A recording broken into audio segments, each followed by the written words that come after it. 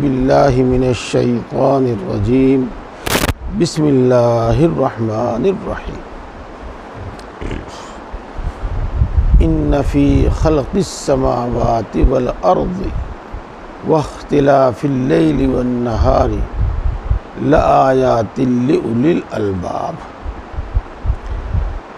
الذین یذکرون اللہ قیاما وقعودا وعلی جنوبہم وَيَتَفَكَّرُونَ فِي خَلْقِ السَّمَاوَاتِ وَالْأَرْضِ رَبَّنَا مَا خَلَقْتَ هَذَا بَاطِلًا سُبْحَانَكَ فَقِنَا عَذَابَ النَّارِ رَبَّنَا إِنَّنَا سَمِعْنَا مُنَادِيًا يُنَادِي لِلْإِيمَانِ أَنْ آمِنُوا بِرَبِّكُمْ فَآمَنَّا رَبَّنَا فَاغْفِرْ لَنَا ذُنُوبَنَا وَكَفِّرْ عَنَّا سَيِّئَاتِنَا وَتَوَفَّنَا مَعَ الْأَبْرَارِ رَبَّنَا وَآتِنَا مَا وَعَدتَّنَا عَلَى رُسُلِكَ وَلَا تُخْزِنَا يَوْمَ الْقِيَامَةِ إِنَّكَ لَا تُخْلِفُ الْمِيعَادَ فَاسْتَجَابَ لَهُمْ رَبُّهُمْ أَنِّي لَا أُضِيعُ عَمَلَ عامل منہم۔ اچھا دیکھو دوستو، سب سے پہلے تو میں آپ کو یہ بات بتاؤں، اللہ کو راضی کرنے کے واسطے، اور اللہ جب راضی ہو جائے گا تو انشاءاللہ نہ دنیا میں نہ برزخ میں نہ آخرت میں پھر کوئی تکلیف نہیں ہوگی، اور اس کے ساتھ ساتھ اللہ کو راضی کرنے کے ساتھ ساتھ اپنی دنیاوی اخروی دینی دنیاوی ضرورتوں کو مانگنے کے واسطے، اللہ سے مانگنے کے واسطے تہجد میں اٹھا کرو، اس بات کو سن لو، مان لو، آدھا گھنٹہ پہلے اٹھ جایا کرو جی۔ خیر، اس پر آج بات نہیں ہو رہی، آج بات میں یہ کہنا چاہ رہا تھا کہ تہجد کے وقت جب رسول اللہ صلی اللہ علیہ وسلم اٹھا کرتے تھے تو یہ آیات شریفہ پڑھا کرتے تھے جو میں نے آپ کے سامنے اس وقت پڑھی ہیں۔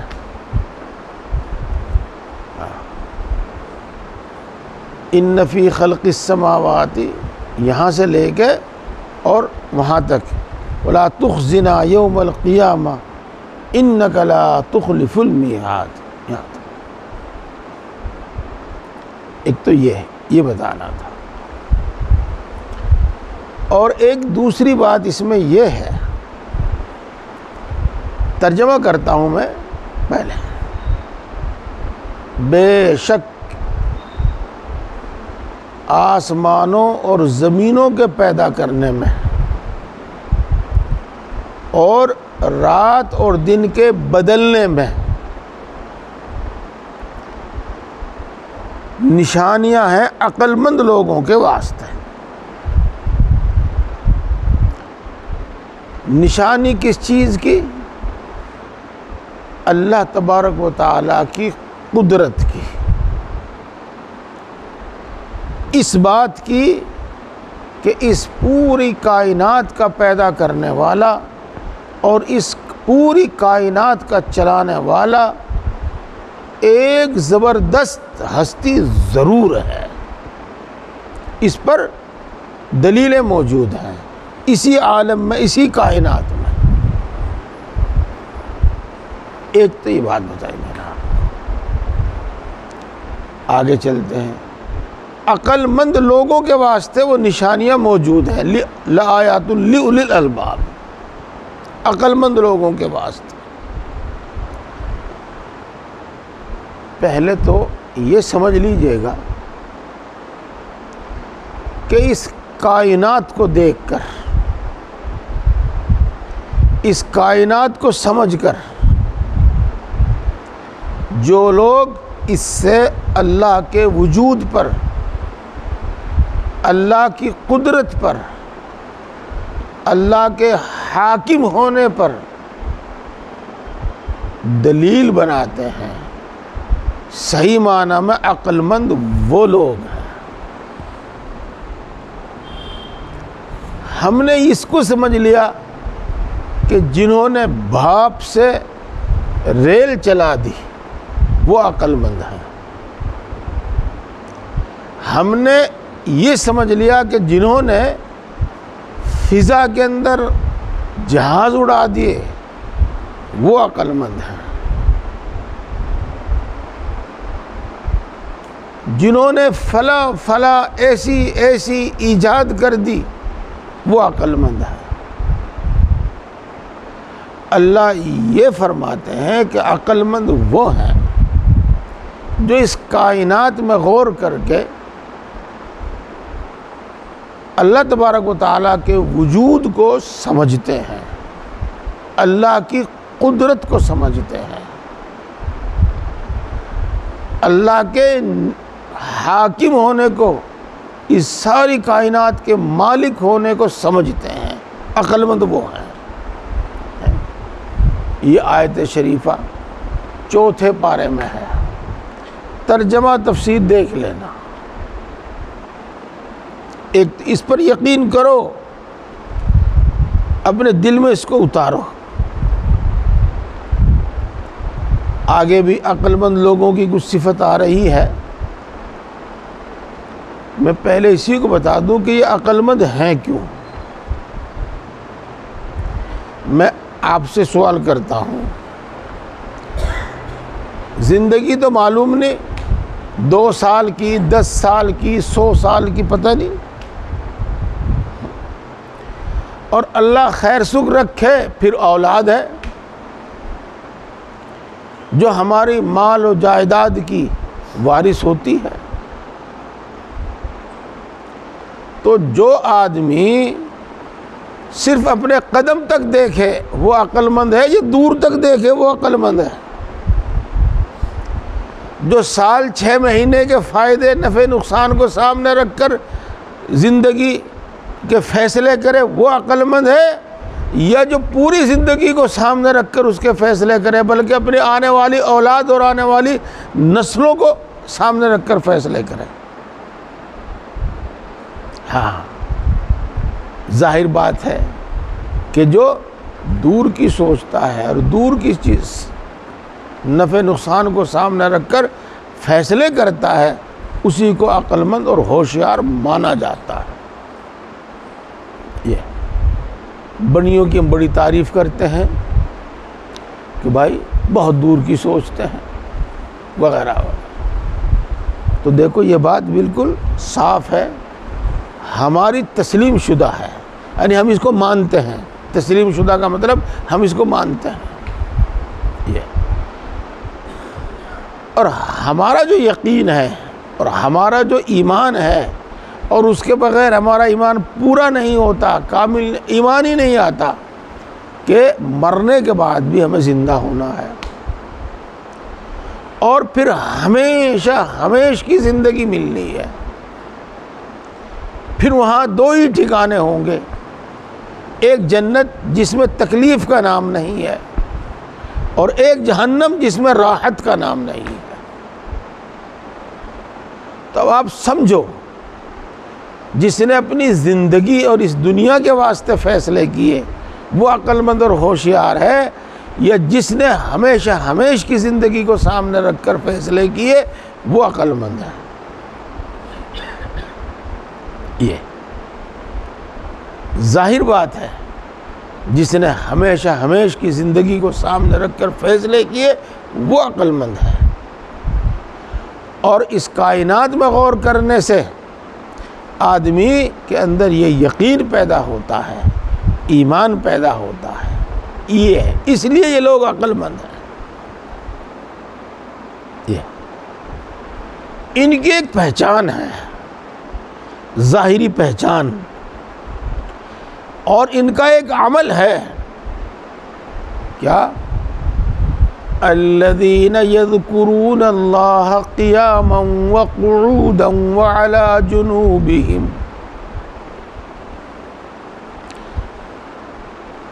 وہ جو کھڑے ہوئے بھی اللہ کا ذکر کرتے ہیں اور بیٹھے ہوئے بھی اللہ کا ذکر کرتے ہیں اور لیٹے ہوئے بھی اللہ کا ذکر کرتے ہیں۔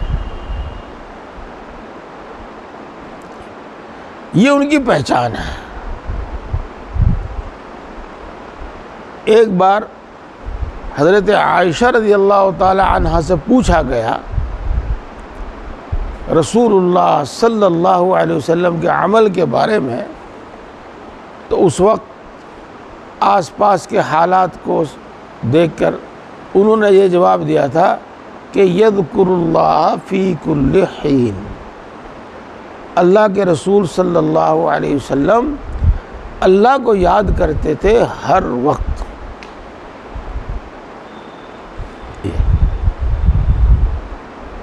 آج اس بیان میں میری توجہ دو طرف ہے اور دو باتیں میں سمجھانا چاہتا ہوں۔ ایک تو ہے کہ عقل مند کون ہے، اس پر غور کیجیے گا، اور دوسرے کہ عقل مند لوگوں کے کام کیا ہیں، اس پر غور کیجیے گا۔ پیارے بھائیوں، بات سمجھ میں آئی جو میں نے سوال قائم کیے، جو بات کہے میں نے؟ ہماری حالت کچھ اس طرح کی ہے، بیچارہ ملا جی، بیچارہ ملا جی، ہاں، ہوشیار کسی اور کو سمجھا جاتا ہے، عقل مند کسی اور کو سمجھا جاتا ہے، اور ان لوگوں کو بیچارہ ملا جی سمجھا جاتا ہے۔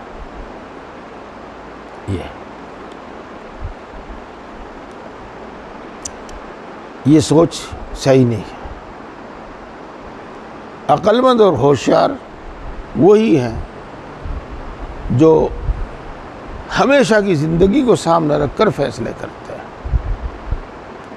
اور ان کی ایک پہچان یہ ہے کہ وہ ہر گھڑی اللہ کو یاد کرتے ہیں۔ بس اس بات کو سمجھ، جب یہ فیصلہ، جب یہ بات آپ کے ذہن میں آ جاوے گی تو پھر سارے فیصلے ہمارے بدل جائیں گے۔ وہ جو میں بتا رہا ہوں، بیچارہ ملا جی، اور قرآن پاک پڑھنے کی زیادہ اہمیت ہے یا سائنس پڑھنے کی زیادہ اہمیت ہے؟ میں سائنس پڑھنے کو منع نہیں کر رہا بھائی، ہاں، یہ بات پہلے بھی بتا رکھی اور آج تو میں سے چھیڑتا نہیں، جی ہاں۔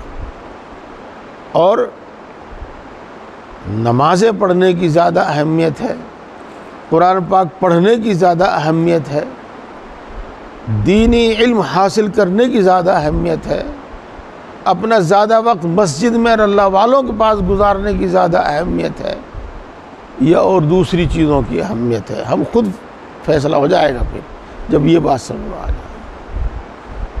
ایک تو اس بات کو سمجھ لیجیے۔ چلو جب یہ بات آئی گئی ہے تو ایک بات سنو پیارے بھائیوں، ایک بات سنو۔ اللہ تبارک و تعالی دنیا میں انبیاء کرام علیہم السلام اور رسول علیہم السلام بھیجا کرتے تھے۔ حدیثوں میں لکھا ہے کہ نبی جو ہوتا تھا بالکل تندرست ہوتا تھا اور جسمانی ہر عیب سے اس کو محفوظ رکھا جاتا تھا۔ یہ تو دو الفاظ تو میں آپ کو حدیثوں کے حوالے سے بتا رہا ہوں، اب میں اس کی تشریح کرتا ہوں۔ یعنی اس کا جسم وجود اس کا بڑا خوبصورت ہوتا تھا، یہ جس کا مطلب اب یوں کہہ لو کہ ظاہری عیب، ظاہری چیزیں جو ہوتی تھی، ظاہری عیب سے وہ بالکل پاک ہوتے تھے یہ۔ اور ایک دوسری بات کہ وہ انسانوں میں سب سے زیادہ عقل مند ہوا کرتے تھے، سب سے زیادہ عقل مند، سب سے زیادہ ہوشیار ہوا کرتے تھے۔ یہ دیکھو دوستو، ہم نے پڑھا بھی ہے، سب طرح کی کتابیں پڑھتے ہیں، اور اپنے بزرگوں سے بھی یہ بات میں نے سنی ہے کہ غیر مسلموں میں، خاص طور سے یہودیوں میں، عیسائیوں میں، کہ وہ سرچ کرنے کے کچھ زیادہ عادی ہوتے ہیں، اور اس لیے بھی کہ اسلام کے دشمن، اسلام کے مخالف بہت زیادہ ہیں، تو مخالفت کرنے کے واسطے وہ قرآن و حدیث کا اور سیرت کا علم خوب حاصل کرتے ہیں، اس میں مہارت حاصل کرتے ہیں۔ یہ تو ان میں سے بھی بڑی تعداد میں تو لوگ ایمان پر آ جاتے ہیں بعد میں، لیکن جو ایمان نہیں لاتے اور اللہ کے حضرت محمد صلی اللہ علیہ وسلم کو اللہ کا رسول نہیں مانتے، وہ سب اس بات پر متفق ہیں کہ وہ انتہائی عقل مند انسان تھے، ریفارمر، انتہائی عقل مند انسان تھے۔ یہ ابھی اس بات کو رکھیے گا۔ اس کے بعد میں آپ کو ایک دوسری بات بتاتا ہوں جو مجھے یاد آئی۔ ہمارے کنبے میں ہی ایک وکیل صاحب ہیں، اور علی گڑھ پڑھے ہیں وہ۔ جب وہ اپنی تعلیم فائنل کر کے، پوری کر کے آ رہے تھے، تو ان کی کلاس کے لڑکے اپنے ایک ہندو استاد سے ملنے گئے۔ فائنل ہے، جا رہے ہیں مستقل طور پر اپنی یونیورسٹی چھوڑ کر، تو استاد صاحب سے مل کر چلے۔ یہ انہوں نے خود بیان کیا ہے، جس مجلس کی یہ بات ہے، جس مجلس کی یہ بات ہے، اس مجلس میں وہ ہندو استاد تھا، اور جتنے بھی لڑکے تھے وہ سب ہندو تھے، ان میں موجود صرف مسلمان یہ ایک شخص تھے جو ہمیں بیان کرتے ہیں، ہمارے کنبے ہی کے ہیں، وہ بیان کرتے ہیں۔ بیٹھے، باتیں ہونے لگی، اور ہمارے کسان بھائی اسی کا ذکر کرتے ہیں، بارش کیسی ہوئی، بھائی دھان لگا دیے کہ نہیں لگا دیے، وغیرہ وغیرہ، اسی طرح کی باتیں کرتے ہیں۔ اہل علم کی باتیں کرتے ہیں۔ تو بات کو چھڑی علمی، اور انہوں نے ان سے، وہاں جو بیٹھے موجود تھے، ان سے ایک سوال کر لیا کہ تم نے قانون تو پڑھا ہے، تم نے ہسٹری بھی پڑھی، اور یوں بتاؤ کہ اس انسانوں میں، دنیا کے انسانوں میں، جو بھی جب سے بھی انسان گزرے ہیں، جو بھی تاریخ کا حصہ ہے، سب سے زیادہ کامیاب انسان کون ہے؟ سب سے زیادہ کامیاب انسان کون ہے؟ یہ تو سب خاموش رہے، کسی نے کوئی جواب نہیں دیا۔ اس کے بعد ان استاد صاحب نے جواب دیا کہ اس کا انسانوں میں سب سے زیادہ کامیاب انسان محمد ہے۔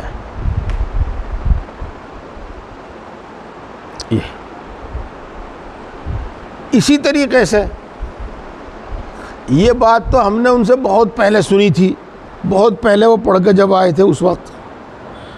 اس کے بعد ہم نے ایک کتاب بھی پڑھی،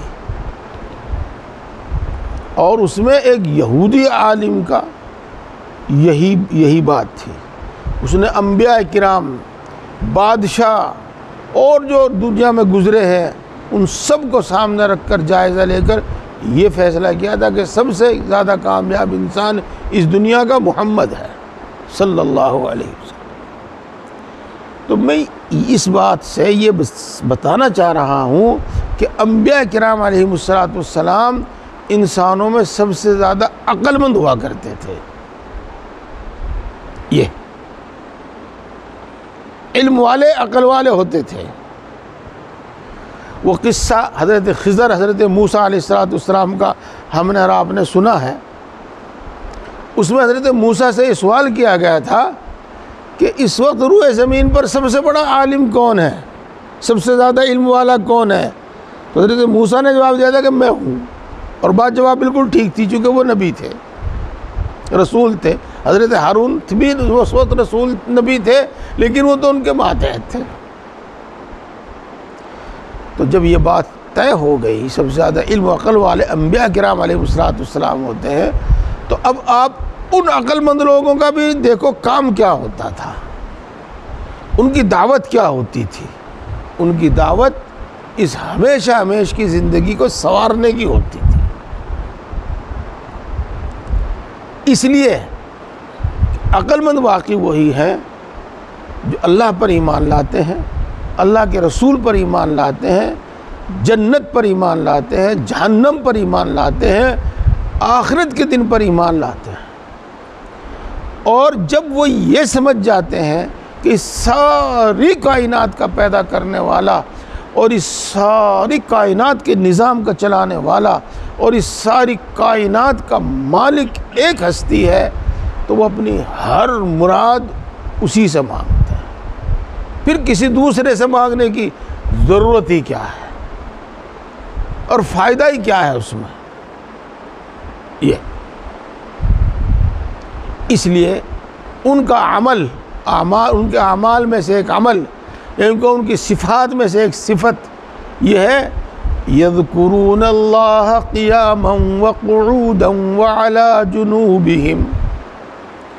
وہ ہر حالت میں لیٹے بیٹھے کھڑے اللہ کو یاد کرتے تھے۔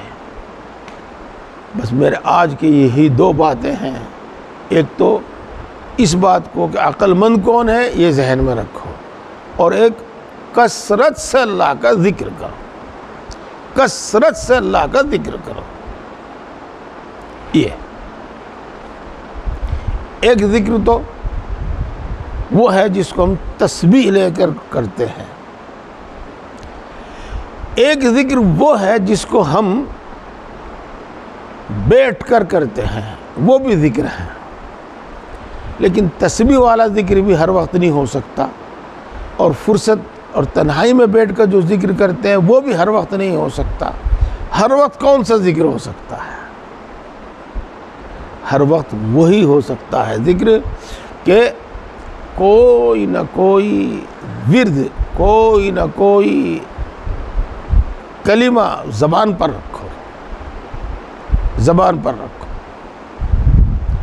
انشاءاللہ العزیز، انشاءاللہ العزیز اس ذکر کی برکت سے ان عقل مند والے لوگوں جیسی عقل ہمارے اندر آ گئے گی، ان جیسی سمجھ ہمارے اندر آ گئے گی، اور انشاءاللہ العزیز جو عقل مندوں کے فیصلے ہوا کرتے ہیں ہمارے فیصلے پھر وہ ہوں گے، اور انشاءاللہ العزیز ہماری مرادیں اللہ پوری کرے گا، انشاءاللہ العزیز ہماری مشکلات اللہ پوری کرے گا۔ ہم میں سے ہر ایک کی بہت ساری ضرورتیں ہیں، کوئی انسان ہو، اور ہم میں سے ہر ایک کو بہت ساری مشکلات کا سامنا ہے وغیرہ۔ تو میں آج بات کو لمبی نہ کر کے مختصر کر کے ایک بات بتاتا ہوں، بتائی ہوئی میری پہلی بھی ہے، یہ آپ کو بتائی تھی میں نے، آج بھی میں اسی کو بتا رہا ہوں۔ ہاں، ایک مرتبہ حضرت فاطمہ رضی اللہ تعالی عنہا رسول اللہ صلی اللہ علیہ وسلم کے گھر میں تھی، آئی ہوئی تھی اپنے گھر۔ تو رسول اللہ صلی اللہ علیہ وسلم نے ان کے کان میں کچھ کہا تو وہ رونے لگی۔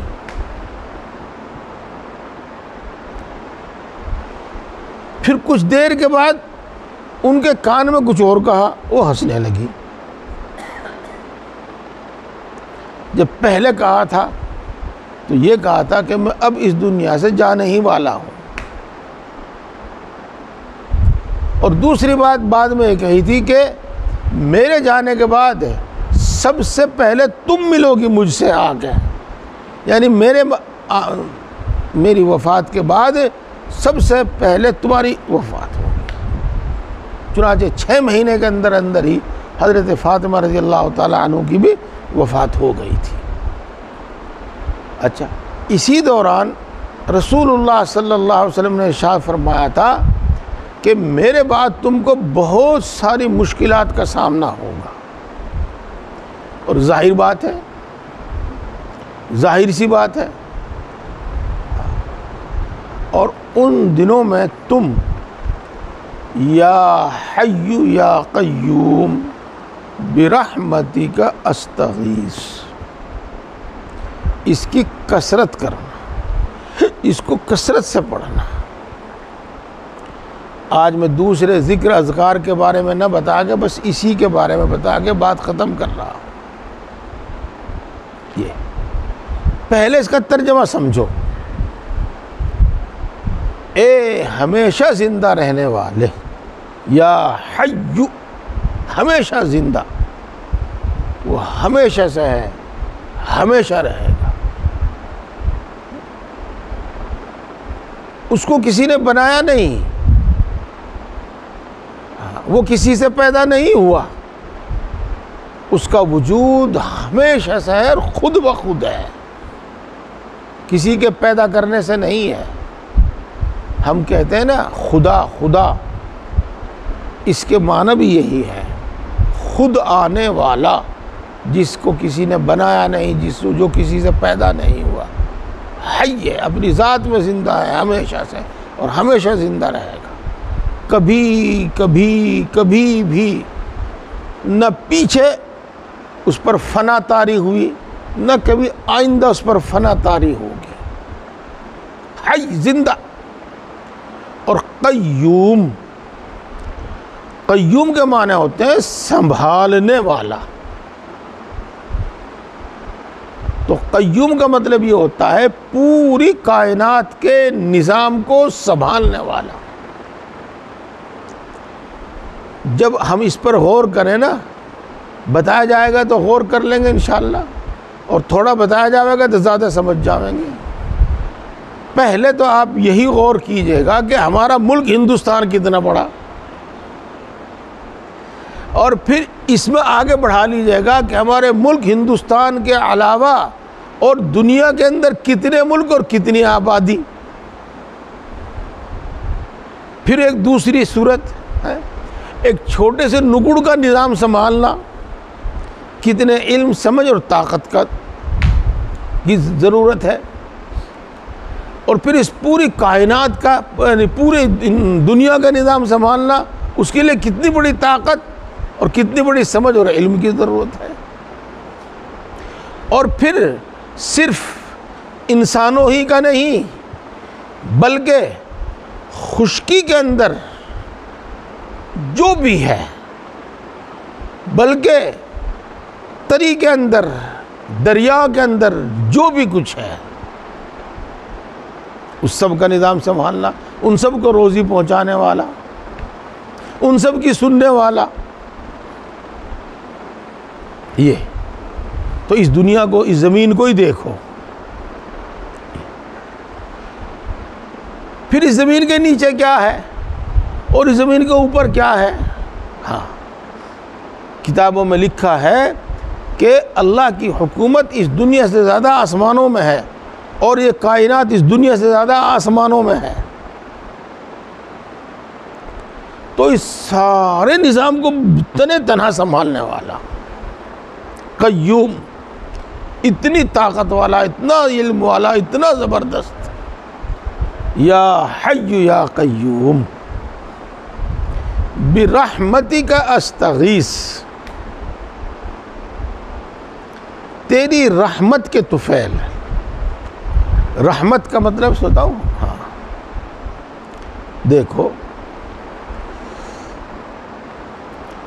ایک حالت ہوتی ہے انسان کی جس میں وہ کسی پر احسان کرتا ہے، اور صرف اپنے دلی تقاضے سے، نہ کسی کا مطالبہ، نہ کسی کا دباؤ، صرف اپنے دلی تقاضے سے وہ اس کے کام آتا ہے۔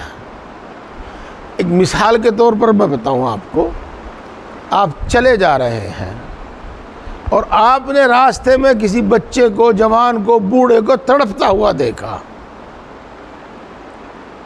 تو کوئی سنگ دل انسان ہی ہوگا، مجبور انسان ہی ہوگا، پاگل انسان ہوگا جو اسے دیکھ کر متاثر نہ ہو، اس کو اثر نہ لے، اور جو اس سے ہو سکے وہ نہ کرے۔ اگر وہ سمجھے گا کہ اس کو اٹھا کر ایک طرف لٹاؤ تو وہ یہ کام کرے گا، اگر وہ یہ سمجھے گا کہ اس کو پانی پلاؤ تو وہ اس کو پانی پلاوے گا۔ غرض جس کی وہ ضرورت سمجھے گا اور جو وہ کر سکے گا وہ کرے گا۔ تو یہ اس نے کسی دباؤ کے تحت نہیں کیا، بلکہ اس نے کسی لالچ کے تحت نہیں کیا، کسی کے مطالبے پر ایسا نہیں کیا، بلکہ اس کے دل کے اندر ایک جذبہ پیدا ہوا، اس جذبے کے تحت اس نے اس کے ساتھ یہ برتاؤ کیا۔ تو اللہ تبارک و تعالیٰ کسی دباؤ کے بغیر، کسی مطالبے کے بغیر، کسی لالچ کے بغیر انسانوں پر انعام اور احسان فرماتا ہے۔ یہی مطلب ہے رحمت کا۔ تو تیری رحمت کے طفیل میں تجھ سے مدد مانگتا ہوں، استغیث، تیری مدد مانگتا ہوں۔ تو یہ ایک ایسی دعا ہوئی جو ہماری ہر ضرورت کے لیے ہے، ہماری ہر مشکل، ہر پریشانی کے لیے ہے۔ اس لیے میرے بھائیوں، یا ذکر کی کثرت کیا کرو، جو بھی اس میں پڑھو، لا الہ الا اللہ پڑھو، صلی اللہ علیہ وسلم پڑھو، استغفر اللہ پڑھو، الحمدللہ کہو، سبحان اللہ کہو، اور اس کے ساتھ ساتھ یا حی یا قیوم برحمتک استغیث کثرت سے پڑھو، یا اللہ یا رحمان یا رحیم کثرت سے پڑھو۔ بس میں اپنی بات یہاں ختم کرتا ہوں، اور ایک بار پھر حاصل و خلاصہ بیان کرتا ہوں۔ حاصل و خلاصہ بھی نہیں، بلکہ آپ کو میں متوجہ کرتا ہوں کہ عقل مند کون ہے، اور عقل مند لوگوں کا ایک خاص عمل کیا ہے۔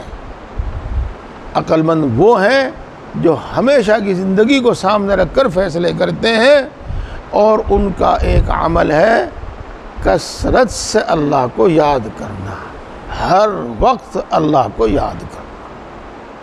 قرآن پاک کی تلاوت کرو، درود شریف پڑھو، استغفار پڑھو، کلمہ پڑھو، سبحان اللہ، الحمدللہ، استغفر اللہ، ان کو کثرت سے کہو، اور اسی طریقے سے یا حی یا قیوم برحمتک استغیث کثرت سے پڑھو۔ اللہ تعالی ہم سب کو عمل کی توفیق عطا فرمائے۔ سبحان اللہ۔